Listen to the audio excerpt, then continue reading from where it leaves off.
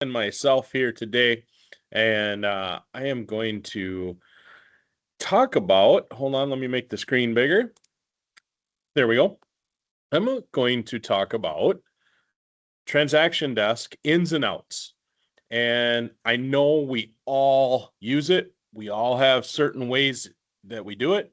And as I was talking to agents in my office and other managers, and everybody's on different levels. So here's what I want to do. You all are Olympic athletes. And just like athletes, you have to do the fundamentals and do a nice slow jog to get warmed up. So my intention here today is to do a quick overview of the classic versus the new. Then we're going to touch on the wizard. We're going to talk about adding your clients into the purchase agreement themselves, go over some of the contracts, adding watermarks, changing fonts, color, sizes, everything, showing you where the clauses are. That's another big one we always end up getting. And then if I have time, I'm going to get to sending out the disclosures electronically so that your clients can fill them out. So the next time I do this, we'll crank it up and do another level. We'll get about 3/4 speed.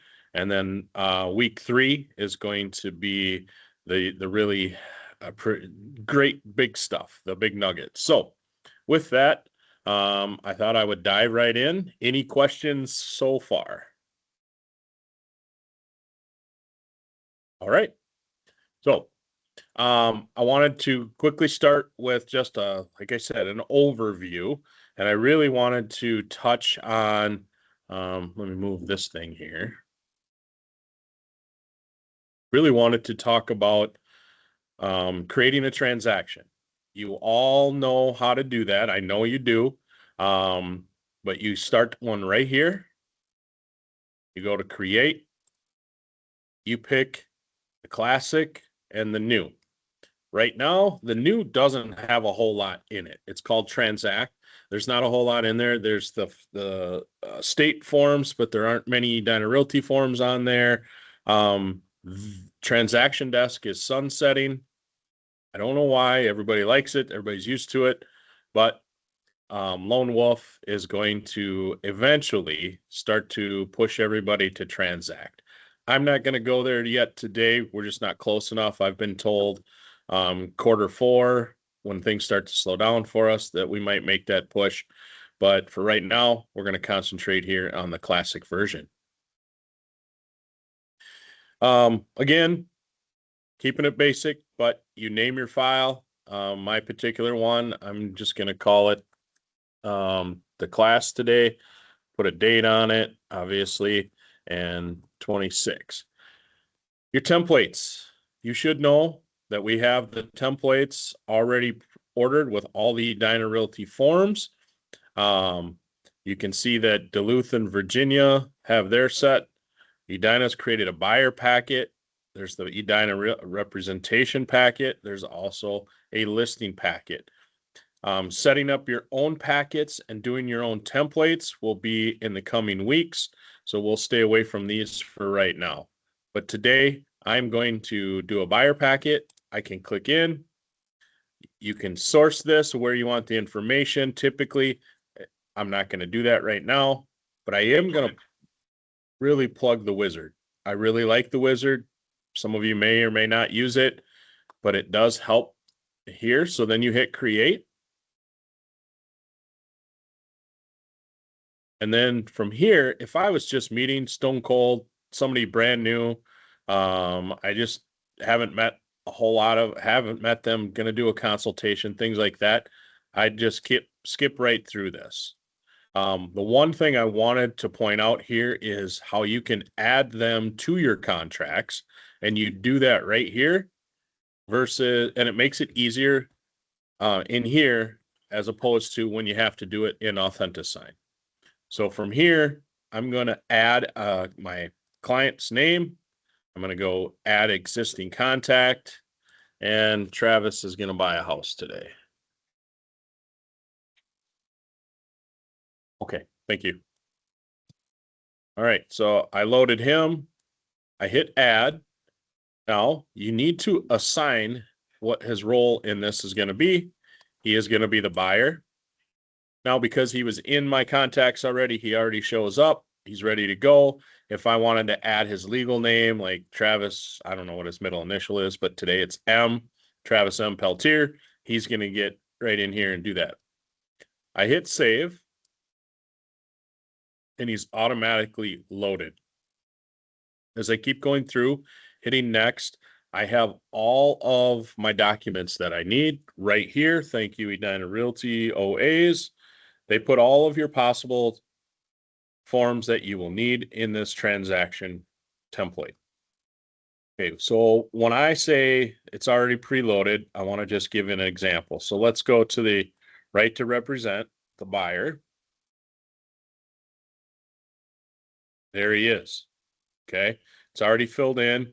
If I had put more information in the wizard, and I'm going to show you what I mean here in a little bit, you can do that, and all of these gray areas would mostly be filled in. Okay, saves you time, saves you energy, and make sure you don't miss anything. So, but now that I'm in here, I want to show some of the cool features that are in here. So now that I'm in the contracts, I've added him, maybe I'm tired of the fonts and the colors the same. I can actually come up here and change all of that. I can change the fonts to all the ones that you see here on your screen.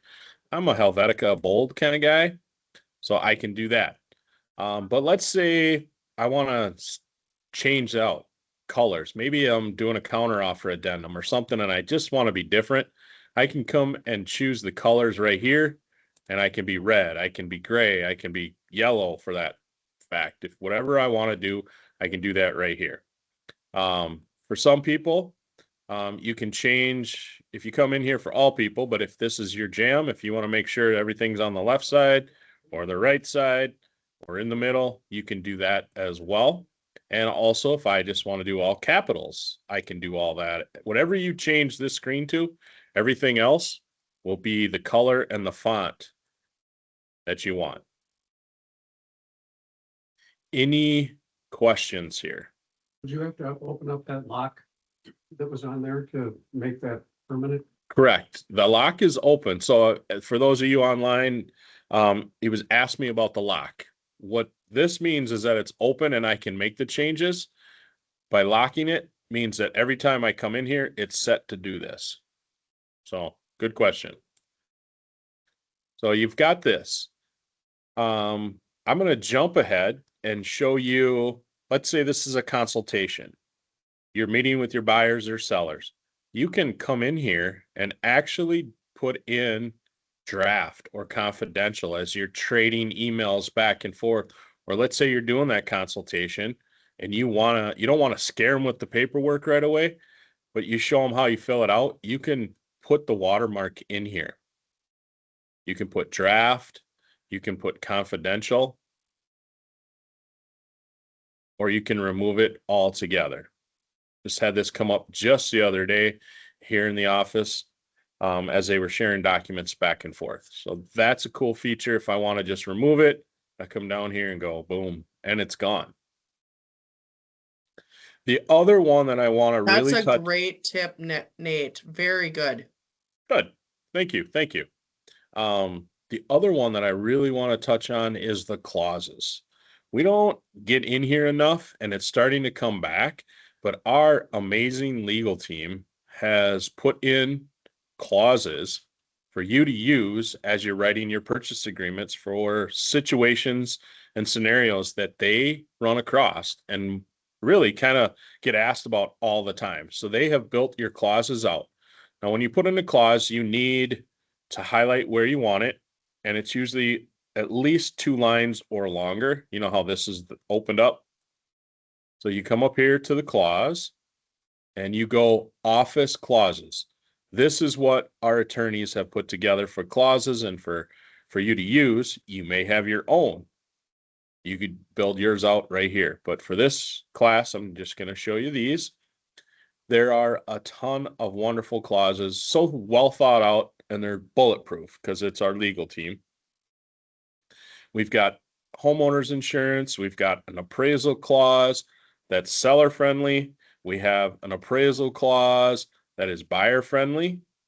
We've got the ability to remove home sale contingencies in here. We've got the contingency for the seller to purchase a home. And it puts timelines on. All of these things are in here. And the number one thing that I hear and see is agents doing their own, and it creates loopholes sometimes, right? Nobody likes loopholes.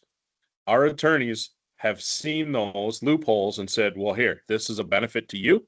And they've made these. So I recommend, let's just take a look at the contingency of a purchase a home.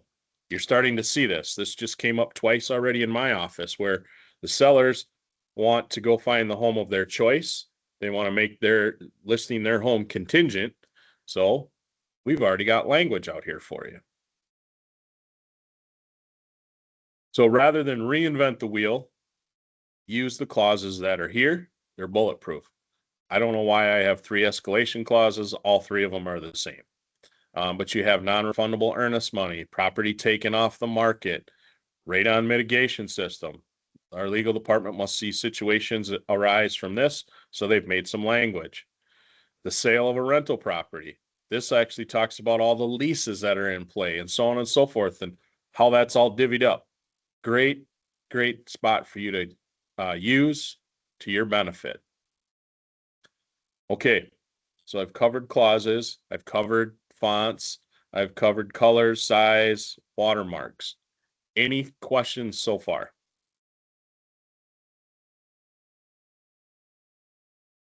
Okay, Yeah, I have a question.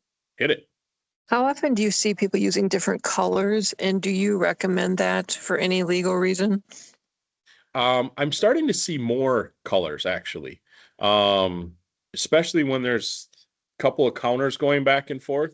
I see a lot of X's. I see a lot of colors, meaning that black was the way it was, red is the new one, signaling differences. For legal reasons, I don't think there's anything to stop you from just choosing a color and going with it. It'll all get scanned in black and white anyway. So you get a sense of your personality. Like if I'm doing a net sheet, I would put it in green if they're making money. Psychological. If they're not making any money, maybe put it in red. Oh, I don't know. It's up to you. All right. So we've got all of this information. Again, these are ones that I'm sure there's eye rolls out there, but these are the basics, the fundamentals. So now I wanted to show you how you could send out your seller's disclosure. Let me go here and X out. And let's, this is actually let me go to a seller template. Sorry. Well, let's send this out. Let's see if I can. No, don't deviate, Nate. Let me go here and create a new seller one.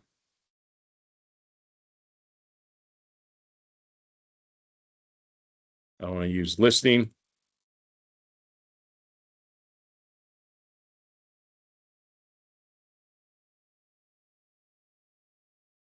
I have to come back and remember to take all of these off. My dashboard's full of them. I'm going to go to forms. And I'm going to show you the seller's disclosure. I want to send this seller's disclosure to my clients. I'm going to click this, open it up. Now you can date it and you can address it.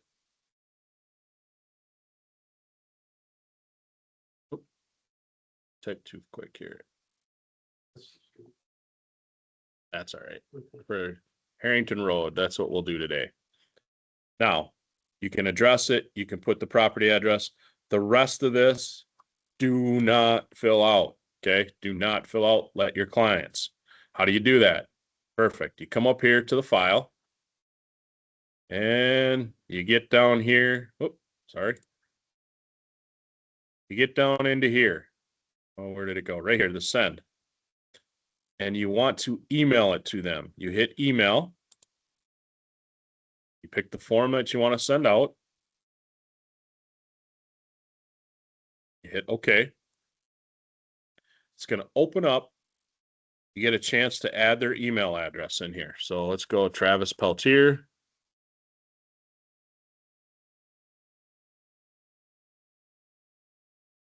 Okay, he's in my contacts. I could have added him here. You can BCC yourself, add it as somebody else if you wanted to. Put in here what this is, seller disclosure, and leave a message down here. The one message I do think you should put in here is tell your client to always save when they're done. That way things happen. Now, what you want to do is check this box right here, allow editing. Now they have the ability when you send this off that they can click in there and allow editing. When they open it, you get an email that says Travis Peltier is doing something on the seller's disclosure. Signals you to shoot a text to make sure they, as a reminder to save it.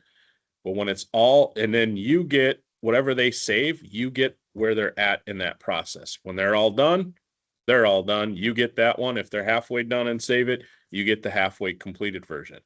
Really nice. You can send it as a link or send it as an attachment, whatever you prefer. Does the attachment work? Click on that just for a second.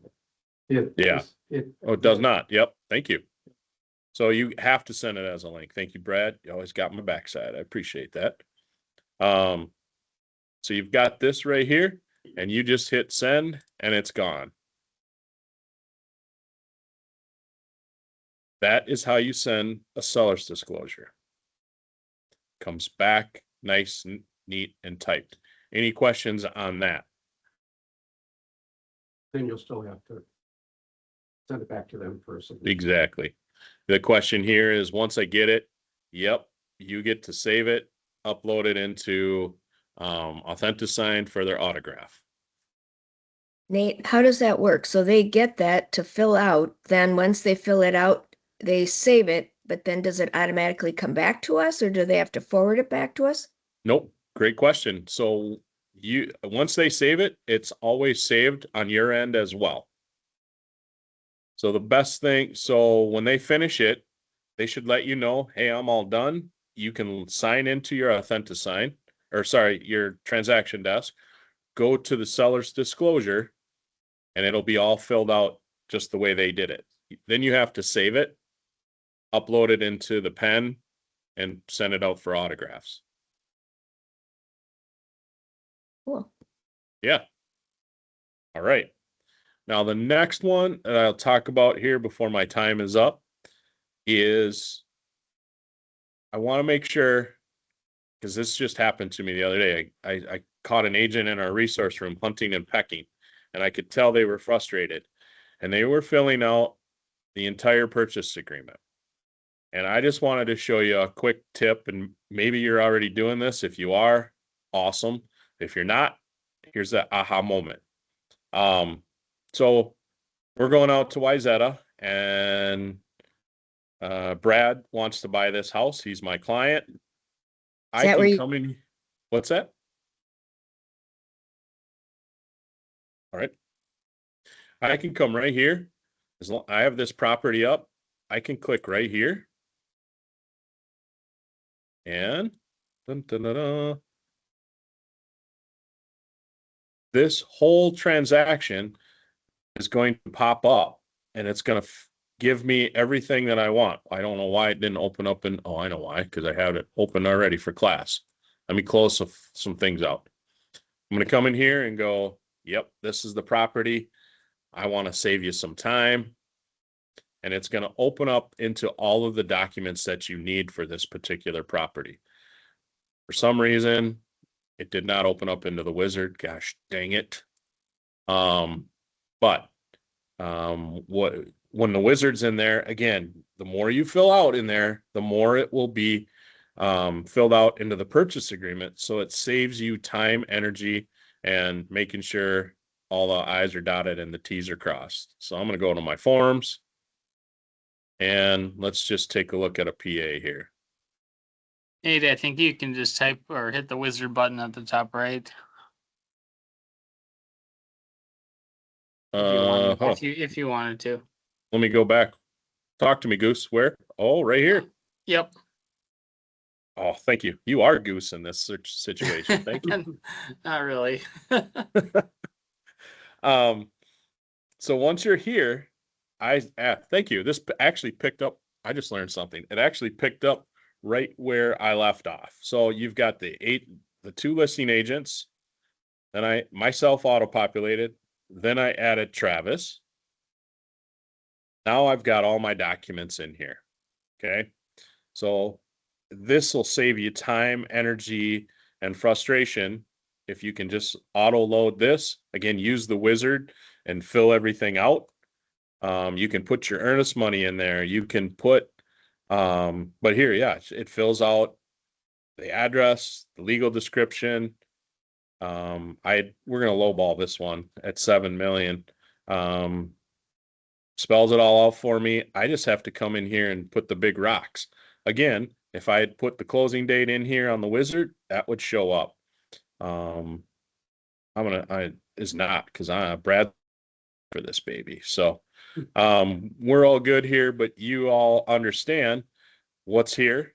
Now, I get asked a lot is, all right, do I just want to go to transaction forms and find the new form? I say no, because everything you might lose it. I just come up here to save and exit.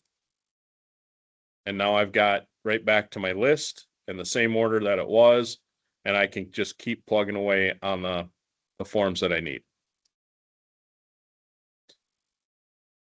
How'd I do, Goose? You did great. Absolutely amazing. Very Thank good. Thank you. Hey, Nate, All right. Yes. this is Terry. Hey. When you do that link and start a new transaction, purchase agreement this way, does it pull in any of the attachments like disclosures or association docs or any of that? Does it pull in? No, Uh, that's what I'm going to talk about next week Sorry. on how to do Oh, those. okay. All righty. Nice I'll be teaser. patient. Nice teaser. No, I'm going to do that next time I do this. Because yeah, that's the next step is how do you get all of those association documents, amendments, addendums, all of that as well. So I thought we'd start with a nice slow jog today, get warmed up, and then the next time I do this, we'll crank it up and really dive in. Hey, Nate, will that be Yes. will that be a shortcut where you just go to the you have to save those documents to your hard drive, then go to the documents and upload? Or is there, you're gonna tell us a Nope, there's a faster way? shorter cut. Oh, okay, okay, gotcha. Yep. Yeah, we'll get to that. And I I'm was just running gonna out of plug time. next week's. Go for it. All right. I just wanted to let everybody know next week we are coming up on cabin season and summer activities. And so I am going to talk about all of our mobile tools. And so I wanted to just give you a little idea of what that's going to talk about is you guys could be on a boat or you could be on vacation or you could be out of the country or the state and you still can get a lot of business done. And so I'm going to show you how to use your OneDrive. How to use your OneDrive to scan documents. Like you have to scan a whole purchase agreement because you're not anywhere that can, do this. And for some reason you had, ink signatures and you had it printed and they filled it out on the back of a car. Who knows? You never know. But anyways, I'm going to show you how to scan documents on your OneDrive. I'm going to show you how to use all of the Emma tools on your phone. I'm going to show you how to write purchase agreements on your phone. I'm going to show you how to search properties. I'm going to show you how to do all kinds of things directly from your phone. So don't miss it. We'll see you next week. All right. Thank you, everybody. Have a great week. Enjoy the day. It's gorgeous.